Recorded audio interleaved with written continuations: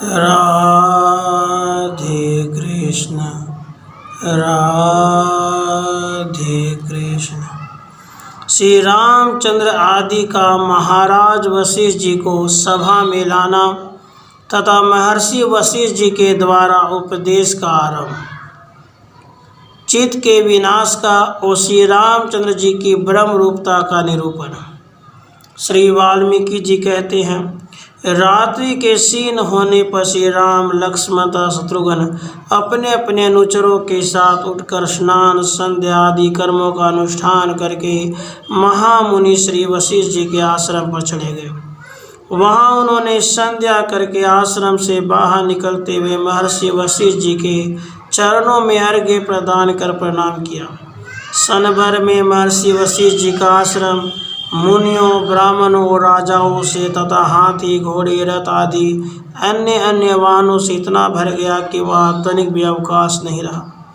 उसके बाद मुनि श्रेष्ठ महाराज वशिष्ठ जी उस सेना के साथ श्री राम आदि से अनुगत होकर यथा समय दशरथ जी के घर पर जा पहुँचे। वहाँ पर शीघ्रतापूर्वक मिलने के उत्साह से संध्या वंदन से निवृत्त हुए महाराज दशरथ ने आदर पूर्वक दूर मार्ग में ही जाकर महर्षि का पूजन किया। वे सब श्रोतागण पुष्पों मोतियों मणियों के समूहों से पहले की अपेक्षा पुनः अधिक सजाई गई सभा में प्रविष्ट होकर अपने अपने आसनों पर बैठ गए। उसके बाद उसी समय पहले दिन के जो आकाशचर भूचर आदि श्रोता थे वे सब के सब आ गए। एक दूसरे का अभिवादन करके सभा बैठ गई। उसके बाद वाक्य रचना में पटु महामुनि वशिष्ठ जी पूर्व प्रकरण के अनुसार ही वाक्यार्थ के विज्ञाता श्री रघुनंदन को कहने लगे। महाराज वशिष्ठ जी ने कहा, श्री राम, मैंने कल सुंदर पद्धति से जो अत्यंत गहन अर्थ वाला तथा परमार्थ का बोधक वाक्य कहा था उसका क्या तुमको स्मरण है? अब मैं तुम्हारे समझने के लिए यह और भी शाश्वत सिद्धिदायक उपदेश करता हूँ, उसे सुनो। श्री राम, परमात्म तत्व के यथार्थ ज्ञान से अज्ञान का क्षय तथा वासना का विनाश हो जाने पर शोक शून्य परम पद प्राप्त हो जाता है। देश काल वस्तु से रहित एक अद्वितीय परब्रह्म परमात्मा ही है। उसके सिवा द्वितीय रूप जगत तो अज्ञान से प्रतीत होता है। वास्तव में परमात्मा के सिवा दूसरी कोई वस्तु है ही नहीं, क्योंकि जहाँ समस्त पदार्थों से रहित परम शांत समान भाव से प्रकाशित एक सच्चिदानंद ब्रह्म ही है, वहाँ उस परमात्मा के सिवा दूसरा पदार्थ कैसे रह सकता है? जो संपदाएं हैं, जो दृश्य हैं, जो प्राणी हैं और जो उनकी इच्छाएं हैं, इन सब के रूप में आदि और अंत से रहित एक विज्ञान आनंद घन ब्रह्म ही है। जैसे समुद्र की तरंगे समुद्र ही हैं, पाताल में, भूमि में, स्वर्ग में, तृण आदि जड़ पदार्थों में, प्राणी एवं आकाश में, सर्वत्र वह सच्चिदानंद घन परब्रह्म परमात्मा ही परिपूर्ण है, दूसरा कुछ नहीं। जैसे समुद्र की नाना तरंगे समुद्र ही हैं, वैसे ही उपेक्षय हेय उपादेय बंधु बांधव संपदाय देह इन सभी रूपों में आदि और अंत से रहित परब्रह्म ही प्रकाशित है। जब तक अज्ञान की कल्पना ब्रह्म से अतिरिक्त पदार्थ की भावना और जगत जाल में आस्था रहती है, तभी तक चित्त आदि कल्पना रहती है। जब तक देह में अहम भावना रहती है, तब तक इस दृश्य में आत्मरूपता रहती है। जब तक यह मेरा इस प्रकार की आस्था रहती है, तभी तक चित्त भ्रम रहता है।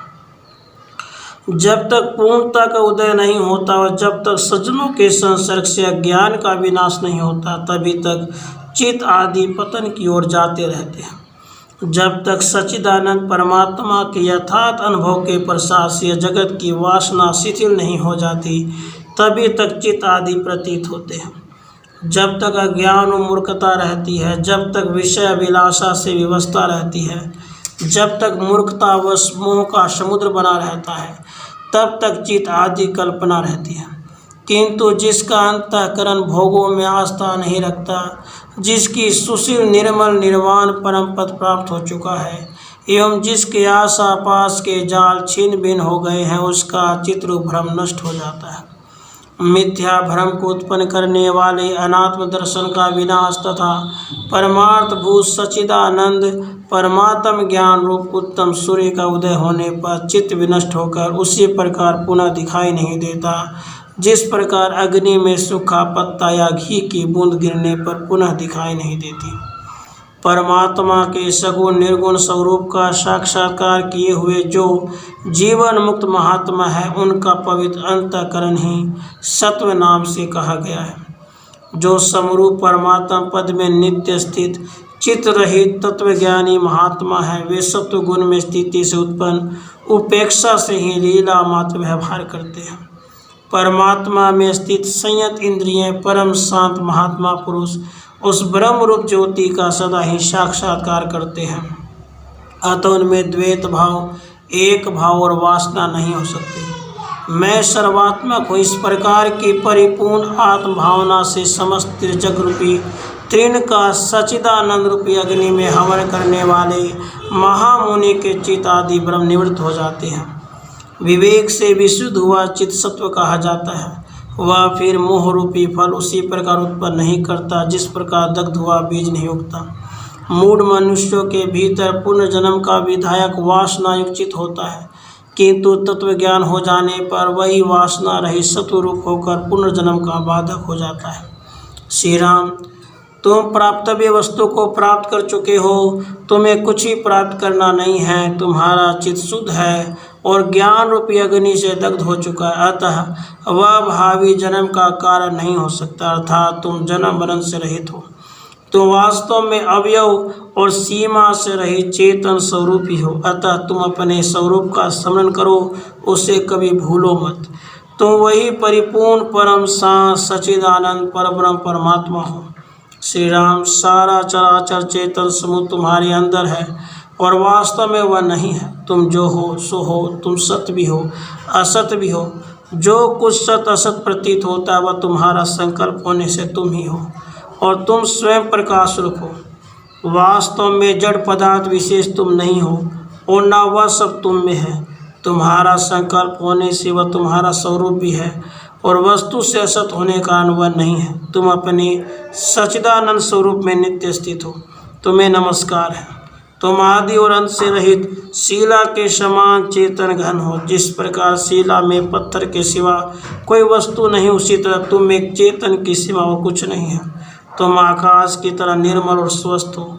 तुम लीला से ही संपूर्ण जगत को अपने एक अंश में धारण किए हुए हो। ऐसे ब्रह्म स्वरूप तुम्हें नमस्कार है। राधे कृष्ण।